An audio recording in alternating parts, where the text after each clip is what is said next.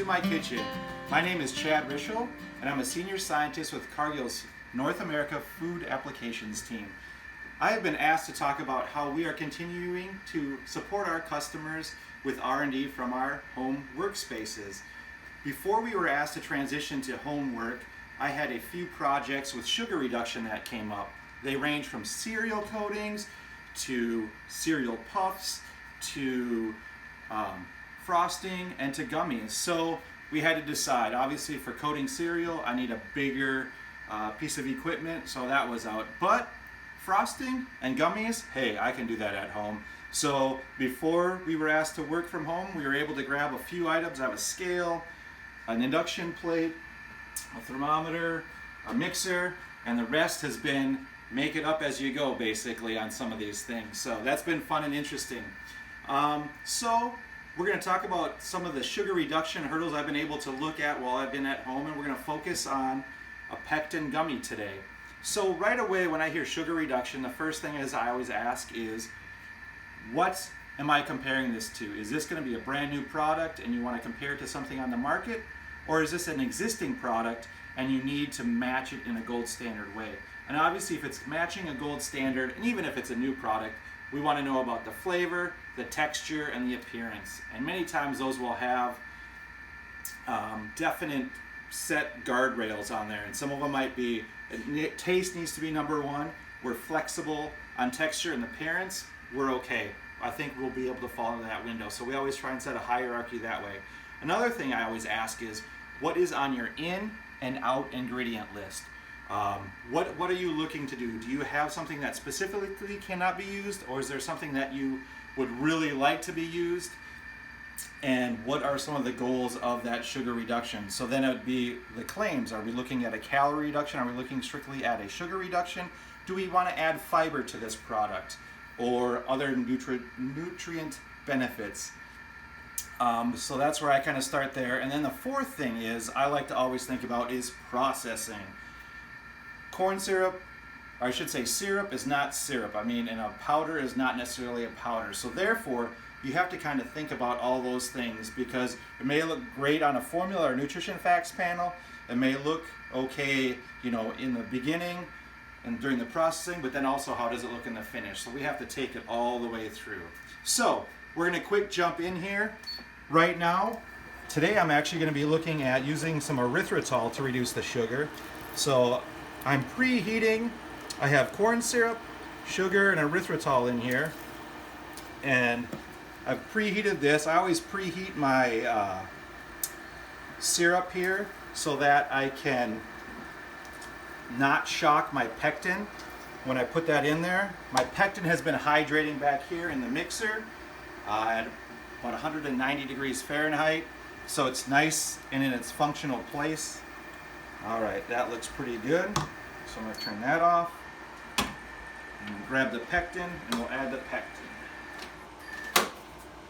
It's got a little bit of air in there. It's probably had my mixer going a little bit too fast.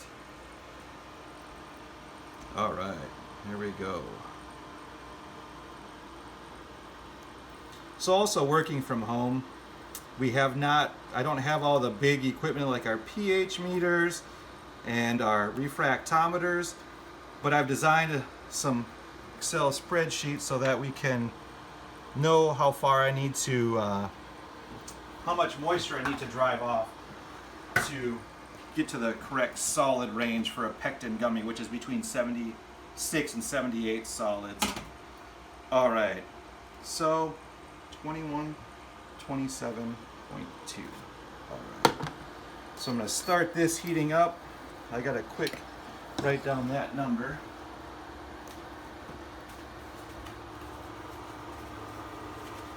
So we'll go to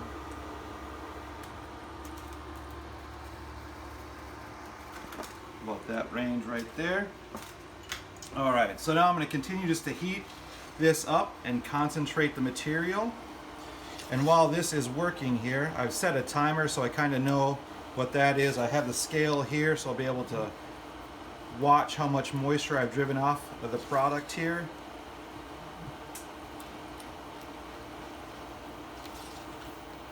And we'll continue to carry on. So the thought behind this was I was going to add erythritol to reduce some of the calories and obviously reduce the sugar.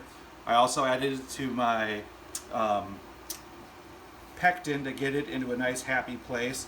So talking about ingredients and thinking as they've gone in here now. So yesterday I actually made some gummies with some corn bran, and then I also made a gummy with sorbitol, isomalt, and our chicory root fiber, our liquid inulin. And they all had some very different things that that I watch for as I put them into the pot. So as I'm thinking about processing and seeing how the ingredients are different. So Lydia, my daughter Lydia is helping me out today, videotape. So here is a simple example of 75 grams of water and then 25 grams of the powder. So here, this one is sugar, and you can look underneath there. Room temperature water, pretty well dissolved. Here's 25 grams of bran. You can kind of see it's a little bit more viscous. It's still kind of flowable. And then here's the erythritol, again at room temperature water. There's a few little crystals left in there. They're pretty well dissolved. So thinking about that, so just that little bit of a change there. Keep working this here. So again, my formulation, my spreadsheet tells me about a temperature and about a weight that I need to drive off for moisture. And then one other thing while we're waiting to get to temperature there, syrups. This one is our corn syrup, you can kind of see. And then here is our chicory root fiber, our liquid inulin. So I'm just going to take and dump these out. So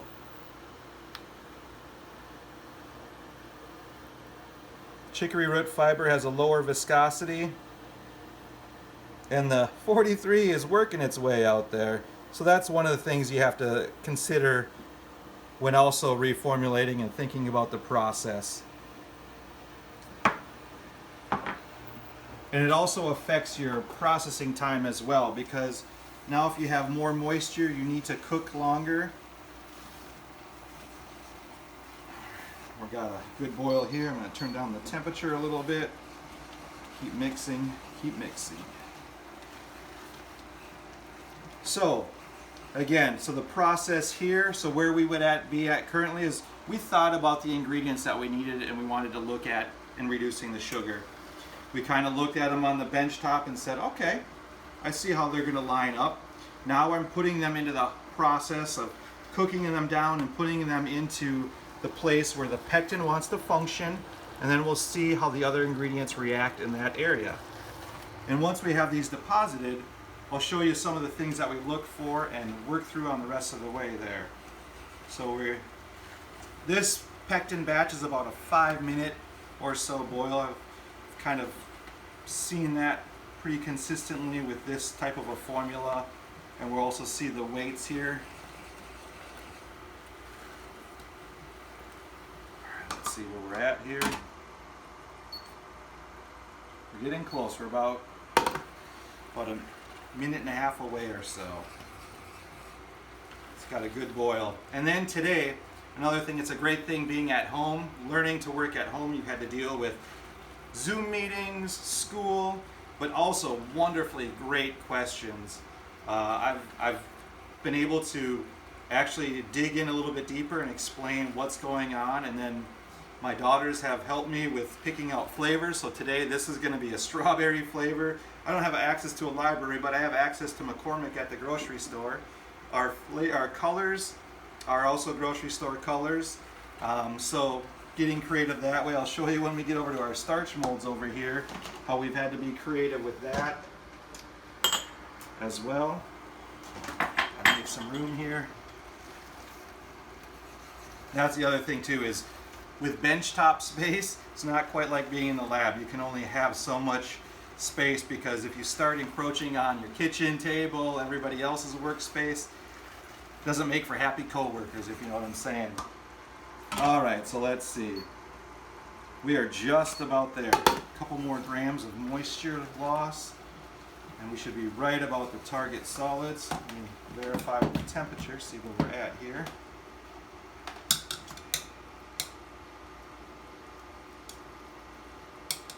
Yep, we are about just a touch away on the temperature as well.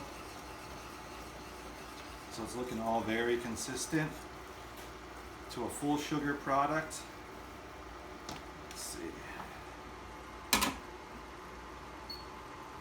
All right, we're at the target solids where we need to be. I'm gonna turn off the heat.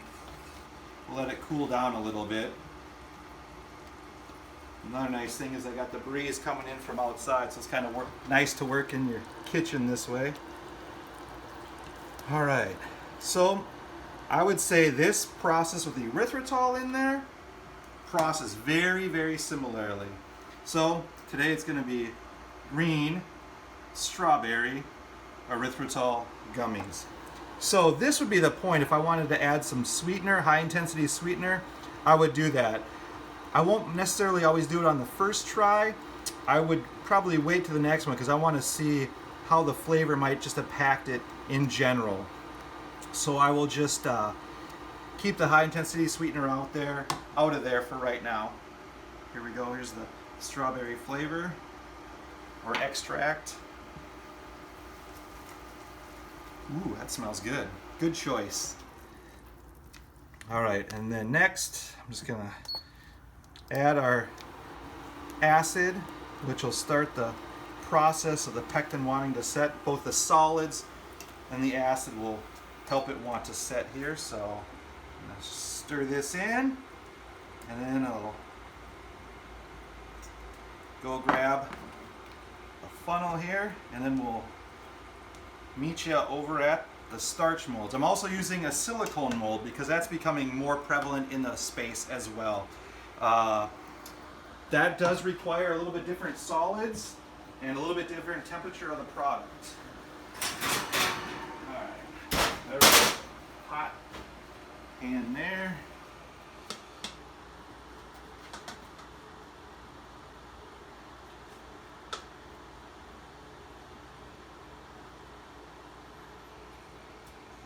All right, there we go.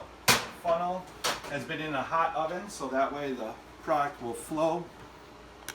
And now we're just gonna go, oh, I gotta move my mold there. So we had to get creative with our molds since I didn't have a mold at home, but I have some very resourceful kids that were able to help me out. So now we'll see again, looking at this part of the process, it's flowing nicely. So I would say that we're looking really good. This erythritol in there is looking good.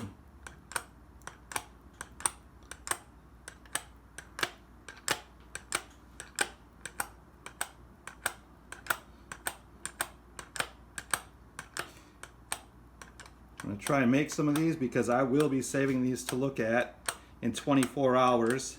We'll check out the texture, see what's going on, see how the flavor might have changed. And plus, they're just kind of really good to snack on when they're fresh. These will not be going to any customers, just if anybody's curious on that.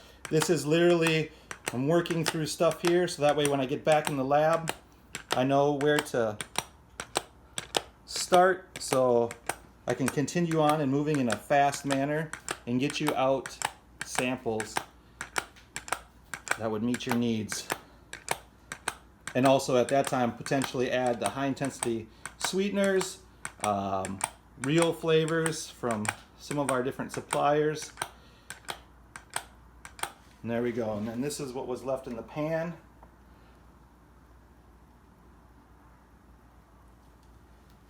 There we go, make one giant gummy. So,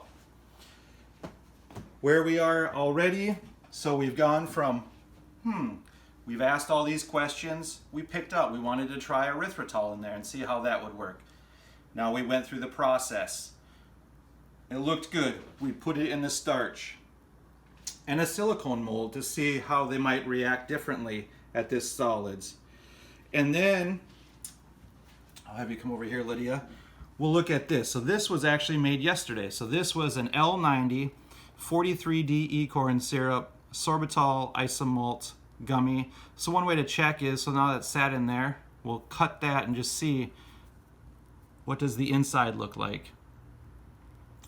Another one that we made yesterday was this gummy worm with corn bran and gelatin. And then after that, I've had to go out and I would remove the starch from it just like you would in the plant. I don't have a really good polish, so again, I've gotten creative. I've used some non-stick spray on the gummies. And that's kind of what they look like there coming out. And again, we can check these since I've polished them now. We'll see. You can see I got a little bit of air bubbles in there, but I'll do the fingernail test. Cut and see how clear and good a set I have in there. It cut pretty clean. Probably got a little bit of air bubbles in there because going fast here at home. But there it is in a nutshell. So again, final recap on sugar reduction at home is still the same thing would be in the lab. I need to ask the questions of, is it new? Is it existing? What is in? What is out? What are there claims that need to be made? And then how is it going to process? And then finally, what is that final taste and texture? And do I need a high intensity sweetener? Do I need to change the flavor? How do these ingredients work with your existing flavors? So as you can see, it's doable. It's fun working with family at home. But thank you for joining me in my kitchen. Again, my name is Chad Rieschl. If you have any questions, please feel free to reach out to me. Or if you have a Cargill contact currently, please reach out to them with any questions or ingredient questions. We want to continue to help you drive your projects forward during this time and in the future. So looking forward to working with you. Thank you and take care.